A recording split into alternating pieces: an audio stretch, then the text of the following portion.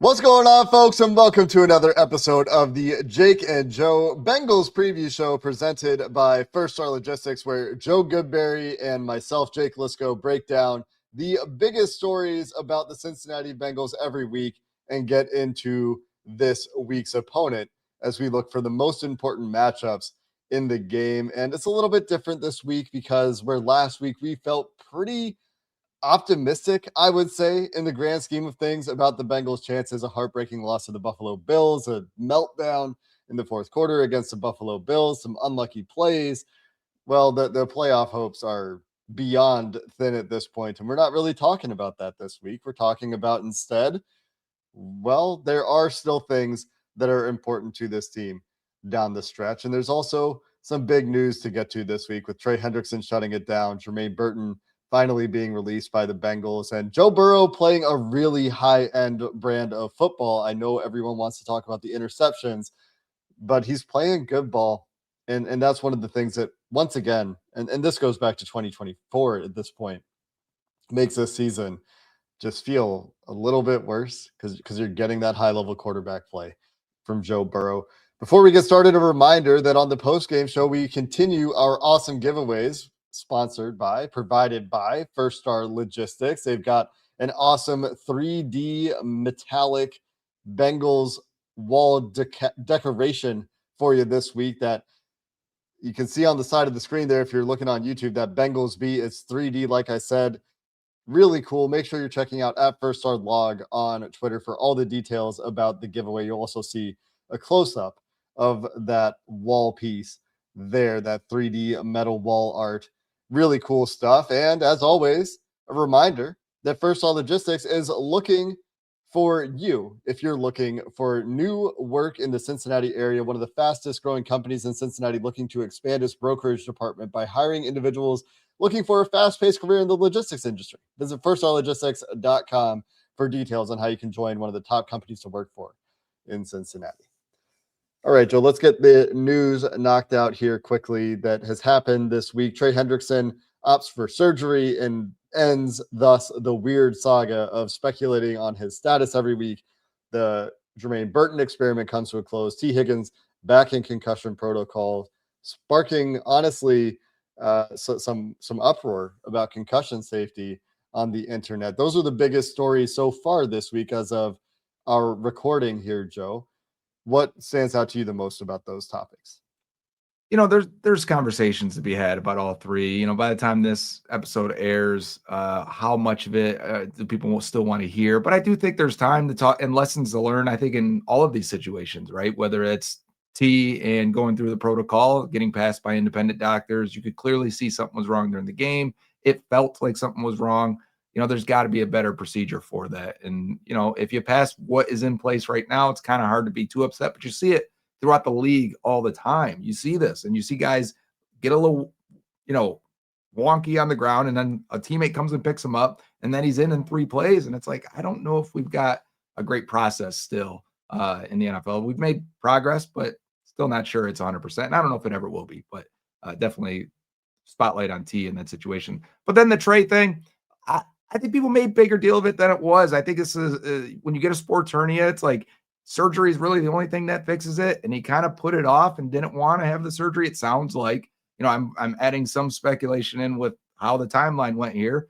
And then the Bengals lost and the playoff hopes were pretty much down to nothing. And it's like, well, you might as well get surgery now if you want to be able to be healthy for free agency and ready to go.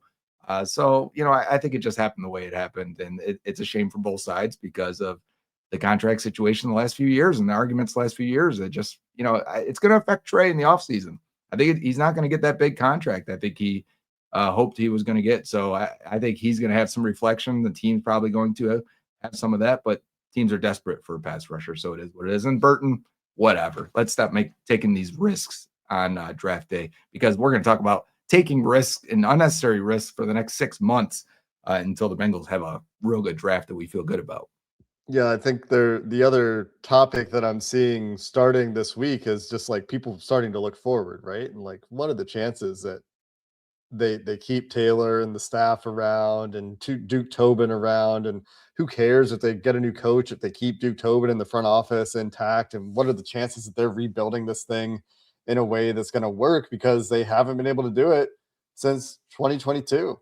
And I think those are fair points, but we have time, I think, to wait a couple more weeks before we talk too much more about what might happen with Zach Taylor and the coaching staff and the future there and what might happen with Duke Tobin. We've talked about it already this year. We've talked about the dead cat bounce, and I think the dead cat bounce is going to be a topic, especially after this week. And I know Miami's playing better and everything, but three non-playoff teams, like for sure non-playoff teams, the Ravens might not be a playoff team either on the schedule to finish the season for the Bengals. And they have this long history, Joe. It goes back to Bruce Coslet and before of looking Marvin at all the these time. Marvin consistently winning games that don't matter in December, then buying time for coaches to stick around in Cincinnati. Notoriously patient front office with coaches. And there's also a good argument that says, hey, they're not going to want to pay Zach and Al Golden to not coach for them. What makes it a bit tougher to me, Joe, and this is just a preliminary. We'll dive into this, I We think, will. more But it does in bring up future something I weeks. want to bring up when you're done. My thing is, I look at this offensive staff. I like the offensive staff. I know. Like, if they make coaching changes, I want to keep almost all, if not all, Scott of the Peters offensive and coaches. pitcher. Yeah. Troy James Walters. Casey, Troy Walters. Yeah, like all of them. Go down the list. I like the offensive staff. I don't trust the defensive staff, but how much of that is just Joe Burrow and getting this team going in the right direction on offense and the defense being what it's been for the last couple of years? I don't know. What's your thing that you thought of? Two things here. Number one, what are we watching for? What are we rooting for? There is still a chance, but the Ravens this week, I would like to not let the Ravens win this division. If you can put them out of the playoffs too, that would be a fun thing. I mean, the Bills are celebrating that they pretty much kicked the Bengals out of playoff hopes. I'd like to do the same for the Ravens. Now, I'm also a draft guy, so I care about draft positionings, but you kind of can't control that thing. It would be fun if they did beat Baltimore twice and sweep them this year.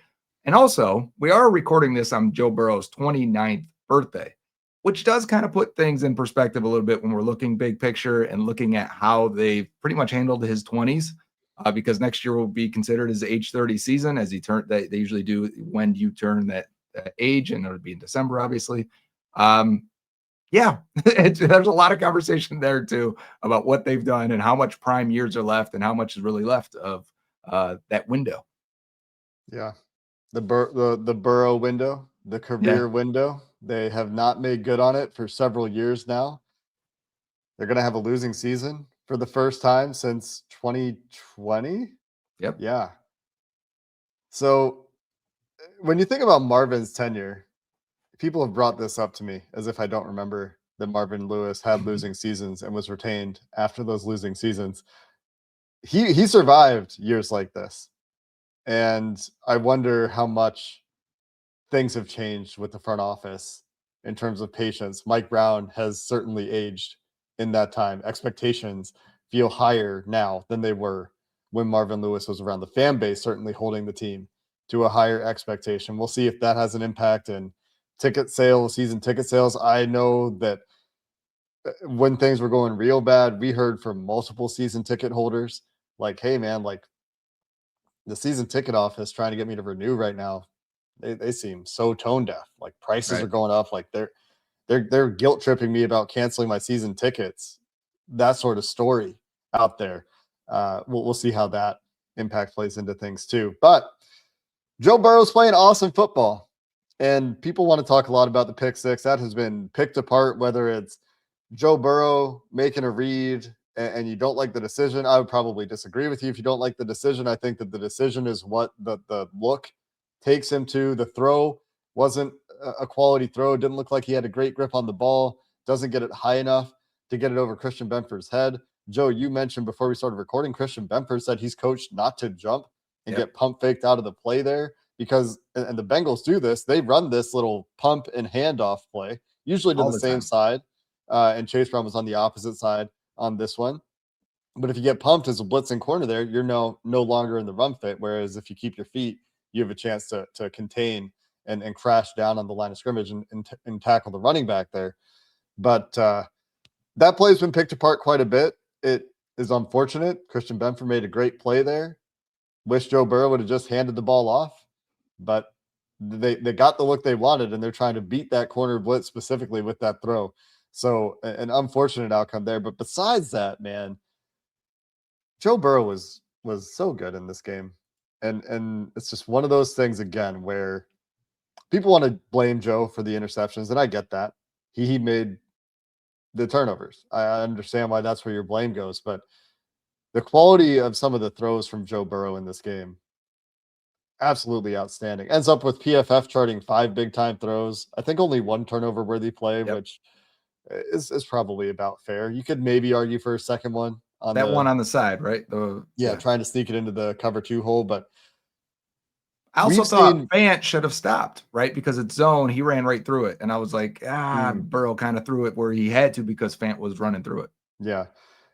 Yeah, that's a fair point. I just think that what we've seen from Burrow, like I was worried about significantly more rust than this early season Burrow, and that has not been what we've seen. And that's too bad because it feels so much like 2024 at that point where it's just like, yeah, well, the defense, and I said this, like they did more than I thought they would, holding the Bills to a field goal once, getting off the field twice with the turnover on downs and the forced fumble, but they didn't have any answers for the Bills on a consistent basis and couldn't get the stops when they needed them down the stretch. Yeah, and it was a game where 2 quarterbacks are playing excellent ball, right? And that was fun to watch. It was an offensive, just complete show all around. And I watched the game last night. They put it on NFL Network as the game of the week. Of course they did because it looked cool and both quarterbacks were dealing. But you're right. The big difference to me, what the plays that stuck out to me were, of course, the Burrow's interceptions. I said that lost them the game. And I don't think I'm being unfair. I think Burrow was fantastic 95% of the time. And he's the number 1 graded PFF quarterback under pressure again this year. He was last year. He is again now. Like he is dealing with pressure. He's moving in the pocket, dancing around. There's an example, perfect timing. But the big difference, the plays that stuck out to me were DJ Turner and Jordan Battle unable to capitalize on their chances to make their plays. And man, maybe if the footing was better, Battle wouldn't have jumped and could have cut in front. Maybe the same for Turner, could have maybe had another step to get in front. And that's really the difference in a shootout type game that it ended up being, even though the Bengals had a comfortable lead for most of it. You punt once, you have 2 turnovers, and then next thing you know, bang, that's it. The other big play, though, really big play, was the Benford sack. Just to end the half, basically. T had a drop on the play before. T didn't look right at that time. And then Benford comes off the corner, same exact situation. You have a condensed receiver closer to the line. The rotation's the exact same. Burrow kind of he never sees it, and he thinks he can hit maybe a hold shot against cover 2. They're doubling Jamar with Gregory Rousseau, and I think it's Shaq Thompson. And it's like, man, you got a D end on Jamar Chase, so you got it. Great, perfect. And you'll even see T. Higgins point to Joe, like, hey, here, look. Like, I'm the hot. You got to throw into the blitz as you throw into the blitz, which is why he throws it later into the blitz on Benford. You're supposed to do that. So he just never sees this ever. That took at least 3 points off the board. And I just, these plays here are just interesting to me that we had a corner blitz from Humphrey lead to a sack, a corner blitz from Benford lead to a sack, and then a corner blitz from Benford lead to a pick 6. And I wonder if other teams are going to try and do that. I wouldn't be surprised if this week in the Ravens game, they send some corners at him. I would honestly invite it. Sure, me too. I think at this point, if we're it's good talking once about or it, twice a game only, but they're winning. These teams are getting us. I think that there's probably an adjustment being made. I mean, this one doesn't even come off of a super condensed split. No, it's not that. You're right. In my mind, it was closer. It's a little bit tight, but that's like a pretty long way Benford goes. And this only works because Burrow never sees it. And it looks like they're just spinning to cover 2. And it's a well-disguised play.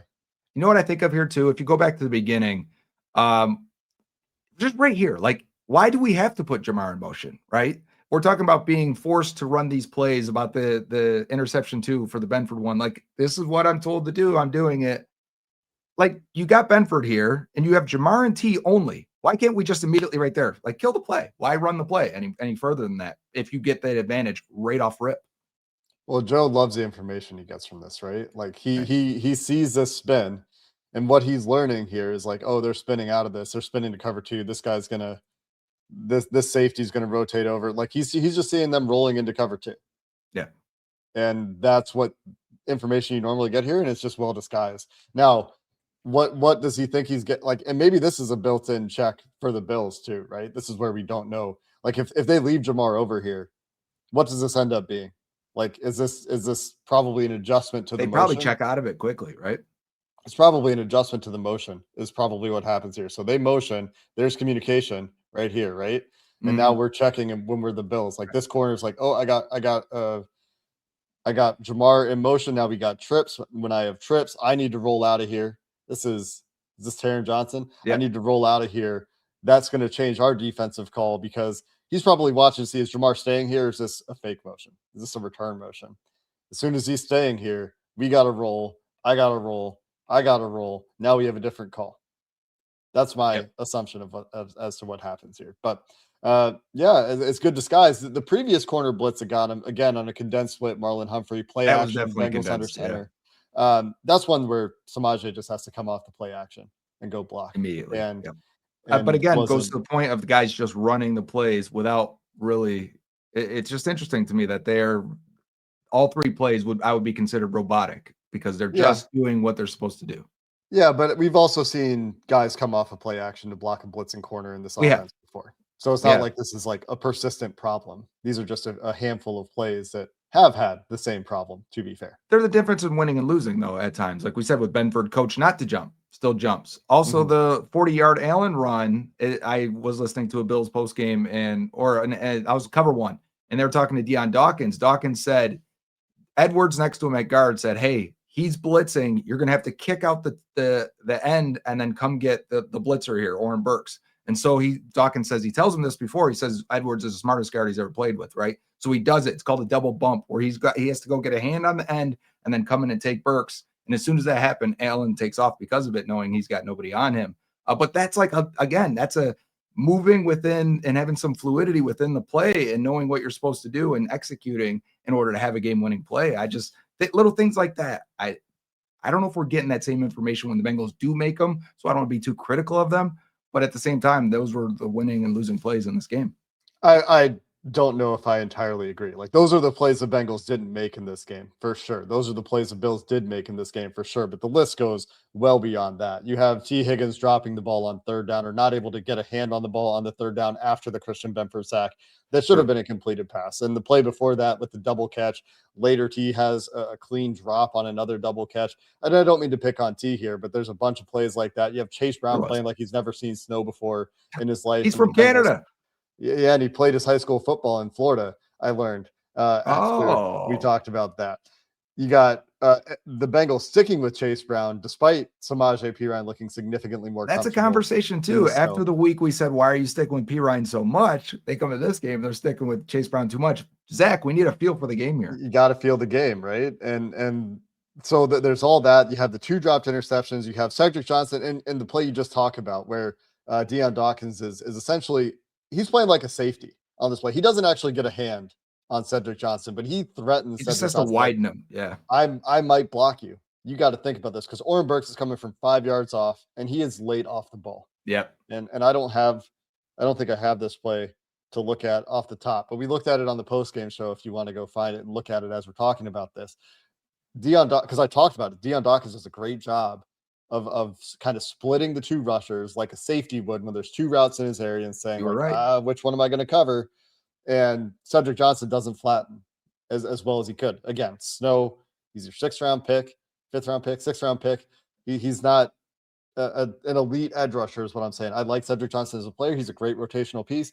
He's not Miles Garrett out there. Miles Garrett's getting Josh Allen on the ground on that play for sure. And Cedric Johnson did have a nice rush earlier in the game. Went through Deion Dawkins inside, Yeah, hit Allen on a 3rd down or the 4th down stop. and we're just talking about an individual play here. I'm not Yep. dogging on the player overall. Right. I like Cedric Johnson, but that's what leads to that touchdown. Cedric Johnson flattens a little bit more there.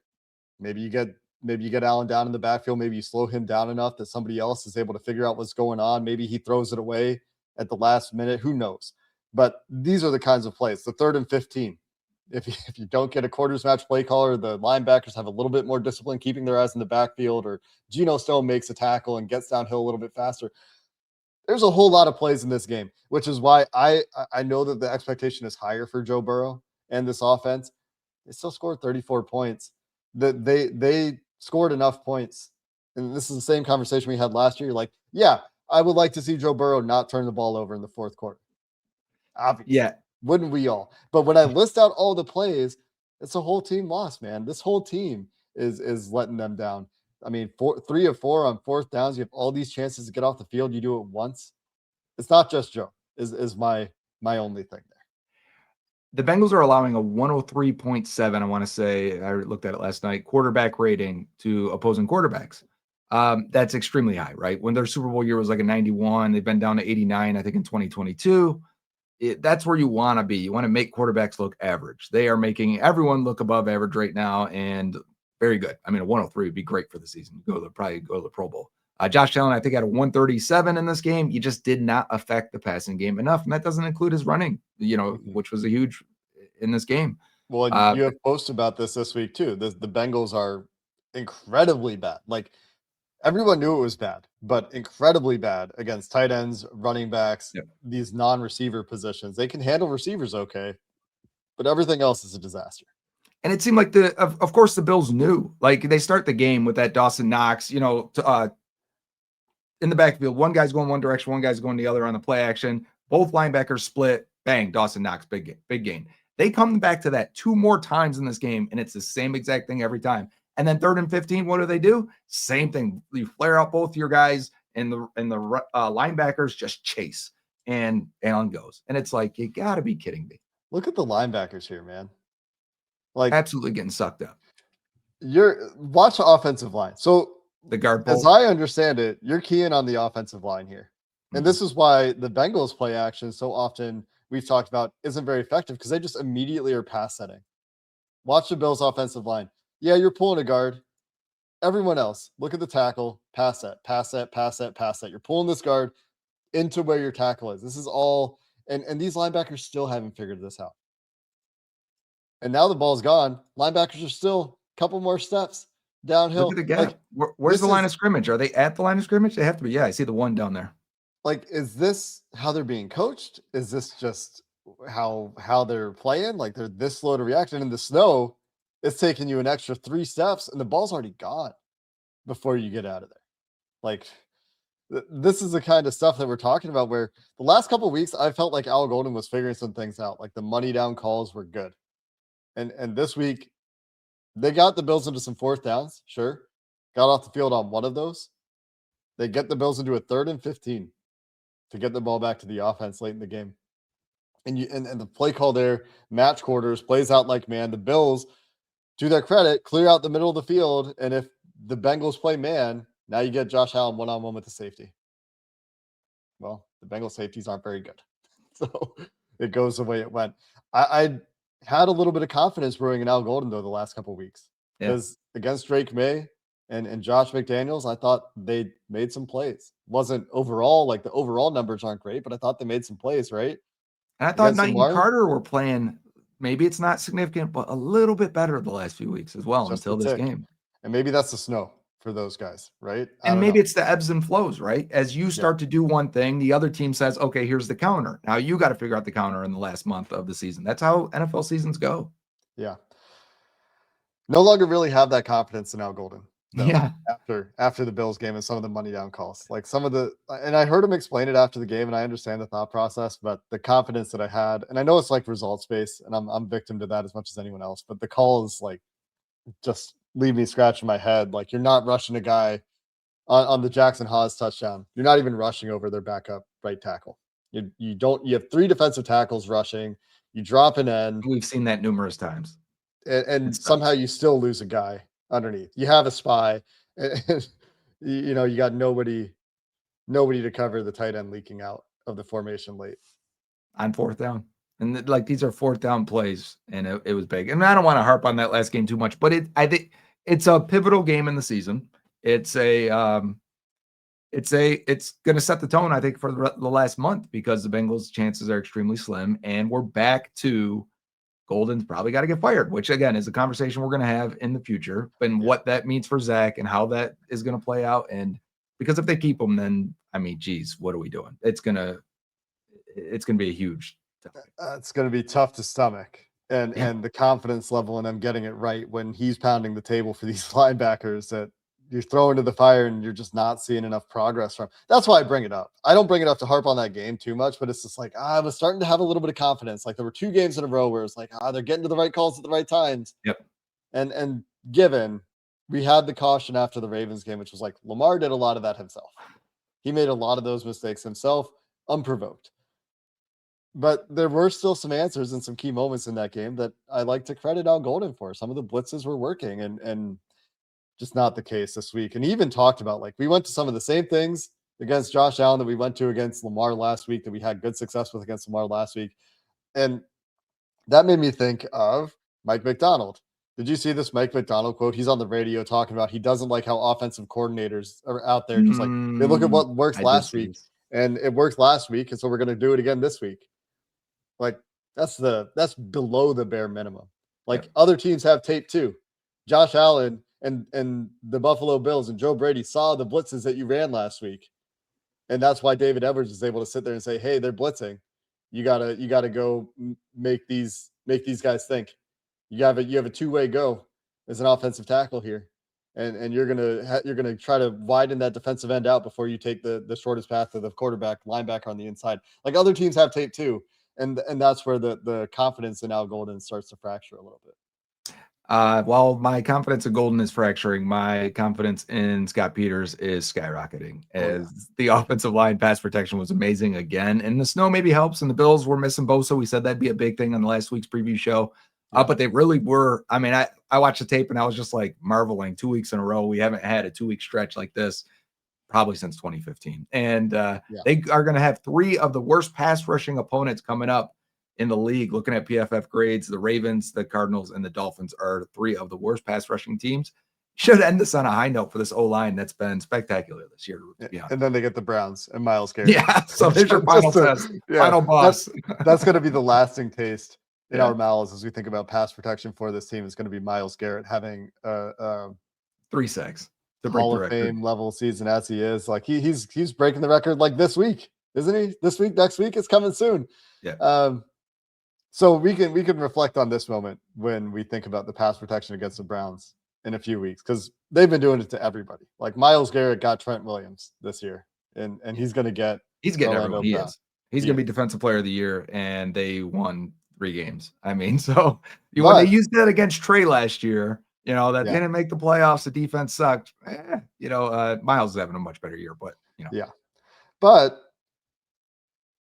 on the Scott Peters point, nice to see the progress there, right? Dylan Fairchild progressing throughout the year, showing development throughout the year. Amarius Mims, legit good starting guard as a rookie, should not be overshadowed either. Like, that is hard to do. Yeah. And getting better as the year goes on too. And he talked about the injury giving him a chance to synthesize and crystallize some of the knowledge that he tried to gain and start to apply it when he missed 2 games. And then you started to see him playing a lot better after that. I think it was only 1 game. And then he got rolled up on in his first game back, and then he was fine after that. Amarius Mims showing the development throughout this year, catching Dalton Risner up, getting some of the best run blocking grades of Dalton Risner's life career out of him, to the point that we're like, just bring Dalton Risner back, run this offensive line back next year if you have Scott Peters around. And you imagine feel pretty going good in the offseason without really having a question about your starter. Sure, we'd like them to get a developmental tackle probably, and still probably look at a future center or whatever, and maybe you need a future right guard. But I mean, that is not the conversation we've had for the last 10 years. No, it's been desperately like, find a guy, please. And I'm still interested in drafting an interior lineman early, especially if he has center guard flex. Like, I'm not taking that off the board on day 2, because they do have pretty pressing long-term needs at center and guard. And these guys get hurt. Even if you bring Risner back, like Harrison Risner, probably 1-year deals, right? Or you're counting on them for 1 more year. And you need a left tackle in the future. Orlando Brown's been much better of late, but he has his limitations. We're going to see those limitations against Myles Garrett, although everyone his limitations against Myles Garrett. So not to call him out too much. The limitations are still there. He's been much better in recent games and can still be a dominant pass protector. Should be this week. That's the expectation for this offensive line this week against the Baltimore Ravens. Again, you got to sort out the pressures. Again, you got to sort out what kind of stuff they're throwing at you from a complicated fronts perspective, because that's what the Ravens do. But their guys individually should not be beating you one-on-one. So as long as the communication remains good and they're on the same page and they're handling stunts well and they're identifying the pressures well, and that's something that Joe Burrow doesn't get much credit for. Outside of these corner blitzes that have gotten him a couple times, literally the 2 times, the 2 sacks, because he knew that corner blitz was coming on the pick 6. That didn't catch him off guard. He's been getting this team into protections at an elite clip, like even better than normal for him. He's been almost perfect in terms of setting protections, I think, and then navigating the pocket. That Mike Gesicki touchdown, a great example of navigating the pocket well. But Ravens figuring some things out a little bit, you think, Joe? Lamar Jackson feeling a little bit better? What do you think? Yeah, so I watched that game, Steelers, Ravens. It was a very close game down to the end. There was a bunch of weird plays, but I thought Lamar looked better. He moved better. He was getting the ball out quicker and more decisive. I thought his accuracy is off a little bit. That Zay Flowers play is one of them. I think that should have been a touchdown, actually. There was a couple others. I think he had Zay at the end of the game. Maybe it was Bateman. Bateman, he just off his fingertips. But yeah, overall, I thought he moved better, ran the ball better. But yeah, maybe there's some room here where he's still not as elusive as he used to be. You know what I was looking up today, though? Lamar has not had a rushing touchdown against the Bengals since before 2021. Did you know that? All those highlights are from back in the day. The Sam Hubbard play? That was a touchdown pass. No, like a few years ago. Isn't there another Sam Hubbard play where like he's in a spin cycle or something? Oh, Nick Vigil. Not. Oh, Nick Vigil. Yes. So we'll see what kind of version of Lamar we get this year. The elusiveness point is very interesting. On average, we looked at this right before we were recording, and on average, according to PFF, Lamar's forcing like 2 to 3 missed tackles a game over the last couple of years. He has 45 and 44 missed tackles forced in the last couple of years. And this is as a runner. This isn't like sack evasiveness as far as I know. And in his last 4 weeks, he's had 0 missed tackles forced. So like the wiggle, really not part of his game. In recent weeks, the ability to make guys miss in close quarters, which we've seen him do obviously consistently throughout his career, especially in the last couple of years. Whatever's bugging him with all the various leg injuries that he's had this year has diminished his ability to be evasive. And he's only got 7 missed tackles forced this year total, crazy, according to Pro Football Focus charting. So certainly a difference there in Lamar, but they're figuring some things out in the passing game. The Steelers have been a better pass defense. That they've got some corners playing well between Joey Porter and James Pierre. James Pierre comes out of nowhere, is playing really good football for them. Right after they signed Slay and Jalen Ramsey, they're like feeling like we're gonna have this veteran group, and it's James Pierre. Yeah, and we'll see what pass rush the Ravens can get, right? And we'll see what kind of game Kyle Hamilton has. Kyle Hamilton looked very pedestrian against the Bengals the first time around, giving up the touchdown to Tanner Hudson. They did a good job against Kyle Hamilton as a pass rusher. And as I say this now, I'm sure Kyle Hamilton will have the kind of game he's going to have. But like, here's the example. This is what we're talking about with the Ravens pass rush, right? Like Aaron Rodgers has forever. Absolutely forever. And Rodgers had one of his best graded games by PFF because I don't think the Ravens got close to him pretty much at all. There was one play in particular where they did get to him and he caught his own pass and before they ripped it out. I don't know if you saw that. And they said, oh yeah, that he was down by contact. It was a real crazy play. But this one in particular stood out to me. That's why I sent it to you. Cause I'm like, there's nothing there. The Steelers kept coming out heavy. So the Ravens were matching heavy and then the Steelers were passing out of it, which is smart. It's what you're supposed to do. And they just could not get a pass rush with the run defending defensive line out there. Yeah. What do you think about, I mean, T's not going to play this week, we assume. The Bengals going with that approach a little bit more. Noah Fant, Mike Gesicki count? How do they match? How do they match the Fant Gesicki set? Do they match that just in nickel? I would. Right. Yeah, because Gesicki is basically a slot receiver. He's playing pretty much like a slot. There was a play from the Bengals-Bills game where the Yoshi's chipping the end and Gesicki's running. That's the seam play. That's the play where he catches down the seam. And it's like, yeah, he's a receiver completely. And, you know, it's good for Gesicki. I have enjoyed the bounce back because he did have a very quiet year before getting injured. I would like to see Noah Fant a little bit more. So yeah, I'm not opposed to it because I do think those guys can exploit a team if you use them effectively. And we'll see what the Bengals do now with, if it's Yoshi and Tinsley as the 2 and 3. And we did see the 2 running back package once versus the Bills. We did see Charlie Jones get 1 snap, I think it was, versus the Bills. So maybe they go back to that, as they try to manufacture some offense without T again versus Baltimore. Couple other news notes here, Joe. I'm just looking. Mm. Zach Taylor's having his Wednesday presser as we're Okay. recording here. And we assumed that T. Higgins would not play this week, but interestingly, and that might very well still be the case, he is practicing on Wednesday. Very limited He basis. wants that 1,000 yards, man. He's at 667 with 4 games to go. He wants it. He wants to play with Joe and Jamar. He wants to play against Baltimore. Hasn't played against Baltimore for a while, and that makes Baltimore's job much harder, obviously, but very limited according to Zach Taylor. Individual portion of practice today as part of the concussion protocol, but that does suggest that he's not in a terrible place, which is good news for his overall health. I do still worry about it. Like, I worry about putting him out there again if he did get concussed again, which it really looks like he did. And you're talking about exposing him to that risk again. We don't want that Tua situation. Remember, that was the same exact thing. He had 2 of those back to back. The one they said against the Bills wasn't a concussion. Then the next week he had one. Then he comes to Cincinnati on a short week. Yeah. And if you were there, I was at that game. That was ugly. No one wants to have that.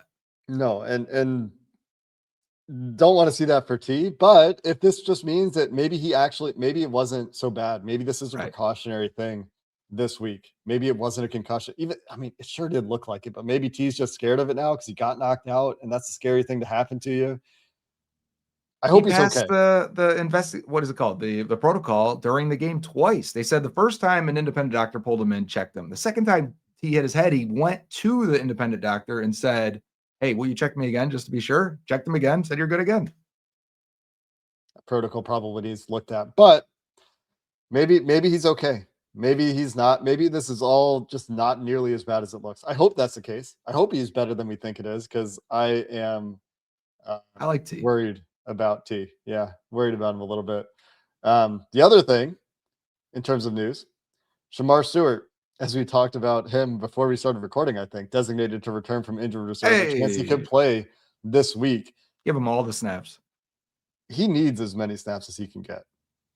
Honestly, get Chris Jenkins off the nickel package and let me go 4 DNs because he is not providing anything. And that's my biggest thing. Like, let me get Shamar right there and let me see what he can do. Yeah. The only defensive tackle I would even consider keeping on the field in nickel situations is BJ Hill. And even then, I'm not feeling great about that. But BJ Hill is still like a solid. He is still solid defensive tackle. He's still okay. So some interesting news there. Some things that we talked about earlier in the show in T. Higgins. So if you're watching this in chronological order, like a normal person watches YouTube videos, you heard us talk about T. Higgins earlier in the show. And we saw the news as we were recording. So the little update there. And we talked about Shamar Stewart before we started recording and got that news today because he was eligible to return 4 weeks today. Joe mentioned before we started recording. And I was like, well, so like, is he going to be back? And there it is. He could be back as soon as this week. And from a developmental perspective here, because that's mostly what we're talking about, right? Like, yeah, there's still a chance if they win out and the Steelers really collapse, they could sneak in. But what we're really talking about is like probably mostly evaluation kind of stuff. Right. And we know who most of this team is at this point. Still a little bit of time for Shamar Stewart to develop a little bit.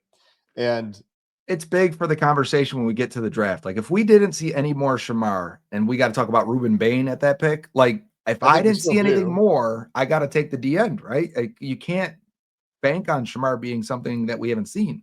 I still don't think you can, to be fair, even if he has a nice 4 games. But from a developmental perspective, missing time as a rookie for a raw player like Shamar Stewart is just about as bad as it could go. Like this rookie season has been a nightmare for Shamar Stewart from the holdout to the injuries to some of the on-field moments for him. He's had some nice moments, but like for a player with his profile that we wanted to see get as much playing time as possible and show some growth over the season, let him start to use those tools a little bit at some point and set him loose, let him be disruptive. we haven't gotten to see much of that, and that's for various reasons, right? They've had injuries, they've been figuring things out on defense, all this stuff's been going on.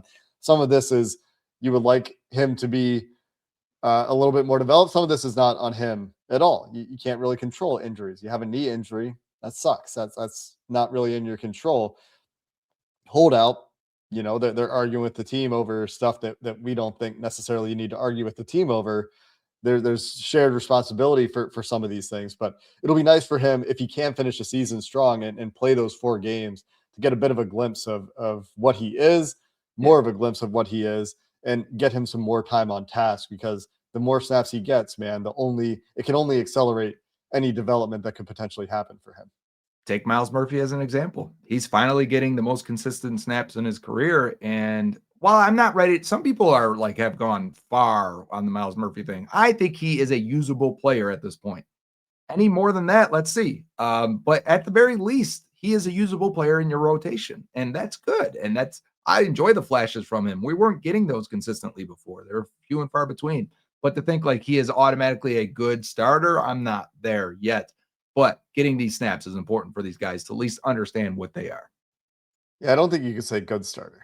You could say, is he even a starter though? Like, is he a DM 1 or 2 if we're building for next year? I know it's a big conversation. We'll have it, but we got 4 games to go. He could be a 2. Could be a 2. I think you would rather have Osai as a 2 between those 2 guys if we're just talking 2026. I think Osai is just a bit better right now, more all-rounded player, more consistency to his game. But you need a 1, and that's what we're going to be talking about come this offseason. How are you feeling about the game this weekend against the Ravens overall? The Ravens favored, despite everything going on. The Ravens favored by 2.5 points as road favorites. Yeah, that's weird because the Bengals have been better at home. The Ravens have been worse away. Yeah, that's interesting. Looks like once again we have the Bengals with the second highest over-under of the week at 51.5 points. The only one higher is the Rams Lions at 54.5. Which that's fun. That's game. Pretty crazy. That's a high number, but 51.5. What are your general vibes around this Ravens second game for the Bengals at home? Yeah, we've talked a lot of big picture. We've done a lot of introspective stuff. Talked about the last week, of course, because of everything it meant, that Bills game. But yeah, the Ravens game, it not just signifies your season being probably the final nail in the coffin if they do lose this one, potentially knocking the Ravens down if the Bengals can win it and keeping the Ravens out of the playoffs. I like all that. In terms of matchups and how I expect it to go, I expect it to be completely different than the last game. The Ravens will probably give you a better punch than what they gave last time. Lamar should play better. It's rare if Lamar has back-to-back bad games against you, right? We may catch him on a bad day. You may catch him on a bad night or whatever, but he typically bounces back. This is a 2-time MVP for a reason. They have enough guys. They love their tight ends. That sounds terrible for us. They've got 2 running backs that can help you if Keaton Mitchell can play. That's bad for us. Like there's enough reasons to think this Ravens offense will put up points this time around.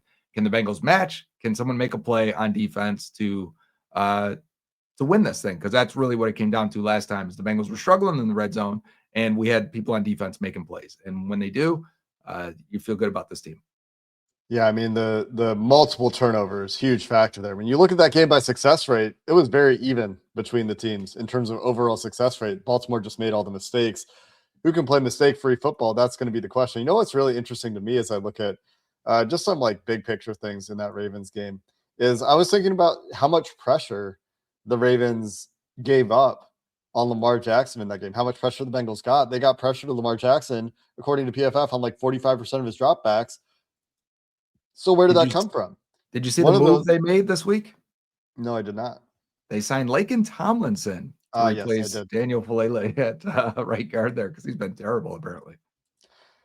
Not bad against the Bengals. He gave up 4 pressures on 40 dropbacks, according to PFF, which could certainly be worse. And 3 of those coming in true pass set situations. The guards are still the overall weakness, right? Voorhees and Falele. Rosengarten has been playing reasonably good football. Mm-hmm. Ronnie Stanley's playing good football. Tyler Linderbaum's good. The Bengals were able to get those free runners and the matchups with the tight ends in that game. Isaiah Likely on Myles Murphy leads to the red zone interception that Demetrius Knight is able to collect. what are the adjustments there? But what was interesting is outside of the likely play, everyone for the Ravens graded really well in pass protection according to PFF. Like they got the 45% pressure rate, but it's the Ravens Lamar holding the highest, ball then? I assume to some degree, Ravens highest pass blocking grade of the season in a game where they Wow. gave up 45% pressures on Lamar Jackson, which is very interesting to reconcile. Yeah, it had to be Lamar holding the ball. I wonder if you have those numbers for his time to throw for that game because I didn't remember. You're right. On review, I didn't remember the D-line winning individually one-on-one, but the pressures, the blitzes all seemed to work that day. It was free runners, yeah, and Lamar's time to throw on non-pressured plays. His average time to throw was already 2.5 seconds. On pressure plays, his time to throw was 4 seconds. Wow. And just looking at the Bengals from a pass rush win rate statistic, Joseph Osai at 15.5% in that game overall. Chris Jenkins at 14% in that game overall. He had 4 pressures in that game. Miles Murphy at 11%, TJ Slayton at 11% on true pass sets. Chris Jenkins at 23%. All of those pass rush wins coming on true pass sets. Osai at 21%. I have to go back and watch that then. Yeah, well, the other thing is like, what exactly are we counting as a win for PFF? Miles Murphy at 18%, Joseph Osai at 21%. So some good wins for the Bengals in that game. Kind of hard to reconcile with the good pass blocking grades. I mean, Lamar dropped back a ton, and that could be part of it. He had 38 dropbacks, but mostly it was a terrible game from Lamar. And if Lamar plays better, well, you probably have a pretty different game. Got to take care of the ball. The turnovers have been a huge key in the game for the Bengals in the couple games Joe Burrow's been back. But could be another fun one, man. Could be another fun game with quarterbacks playing at a high level. That's what it's been all year, right? Even Caleb Williams and Justin Fields. For fun one for opposing teams. You want to see your quarterback play at their best? We've got the Cincinnati Bengals defense for you. Outside of those 2 weeks when they shut down MVP frontrunner Drake May and Lamar Jackson in back-to-back weeks. Is Trevor Lawrence an MVP frontrunner? What happened? No. Caleb Williams, though, is in the conversation. I wouldn't be surprised if the Jags run the table at the end and Lawrence gets in there. He is playing better. I still need to be talked out of it being Matt Stafford, and we'll see how the last 4 weeks go. That's going to do it for this episode of the Jake and Joe Bengals preview show. Make sure you're with us on the postgame show for a chance to win one of those metallic 3D wall arts. Really cool. It's got a shadow on it and everything. You put a spotlight on it, you'll have some dramatic Bengals art on your wall. And a reminder that First Star Logistics is our partner in the Jake and Joe Cincinnati Bengals preview show, and they're hiring. One of the fastest growing companies in Cincinnati, looking to expand its brokerage department by hiring you if you're looking for a fast-paced career in the logistics industry. Visit firststarlogistics.com for details on how you can join the team at one of the top companies to work for in the Cincinnati area. And that's going to do it, guys. We'll see you on the postgame show on Sunday. Have a good one.